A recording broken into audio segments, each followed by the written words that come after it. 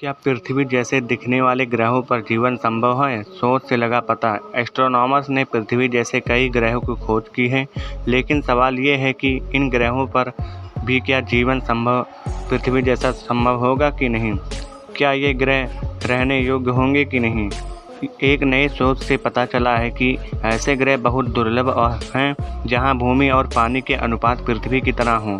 शोध से पता चलता है कि इन ग्रहों पर जीवन की संभावना कितनी है। हाल ही में एक शोध किया गया है जिसमें पृथ्वी जैसे ग्रहों पर जीवन की संभावना के बारे में बताया गया है।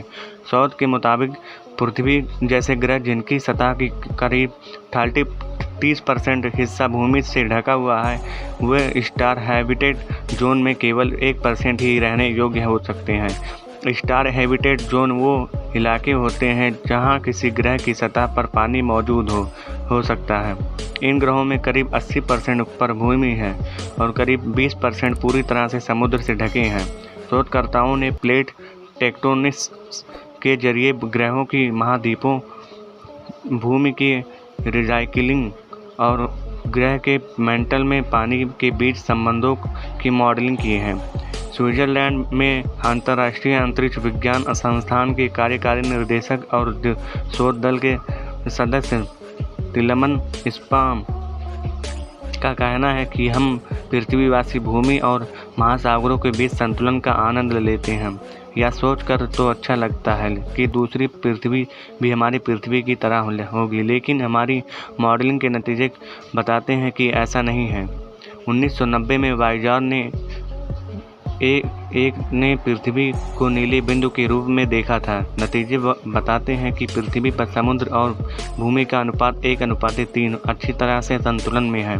ज़्यादातर ग्रहों के लिए यह अनुपात ऊपर नीचे हो सकता है, ये तो भूमि ज़्यादा या समुद्र। शोधकर्ताओं ने निष्कर्ष निकाला है कि इस टिपिंग पॉइंट के होने पर की सबसे अधिक संभावना तब होती है जब किसी ग्रह का आंतरिक भाग पृथ्वी के मंडल के तापमान जितना ठंडा हो जाता है, जो 1410 डिग्री सेल्सियस होता है। ज़्यादा गहराई में यह 3700 डिग्री सेल्सियस तक गर्म होता है।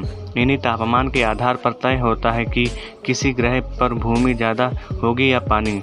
पृथ्वी के करीब 2.5 अरब साल पहले आर्कियन काल के अंत में इस स्थिति पर पहुंची थी और यहाँ पानी और भूमि का सही संतुलन हो पाया।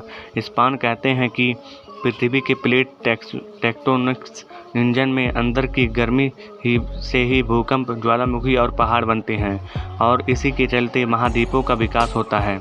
दूसरी तरफ भूमि का क्षरण लैंड इरोजन साइकिल की एक सीरीज का हिस्सा है जो वायुमंडल और अंदर के हिस्से के बीच पानी का आदान प्रदान करता है।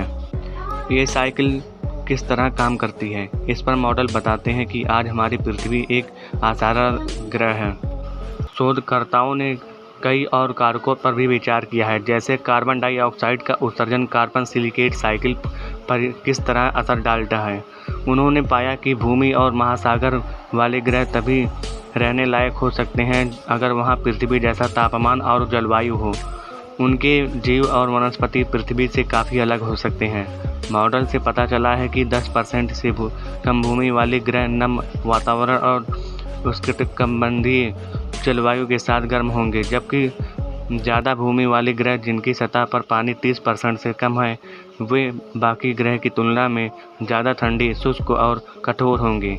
इन प्रभुत्व वाले ग्रह पर ठंडे रेगिस्तान फैले होंगे और बड़े ग्लेशियर और बर्फ़ की चादरें होंगी। दोस्तों, अगर वीडियो अच्छा लगे तो वीडियो को लाइक और चैनल को सब्सक्राइब जरूर कीजिएगा। Thank you.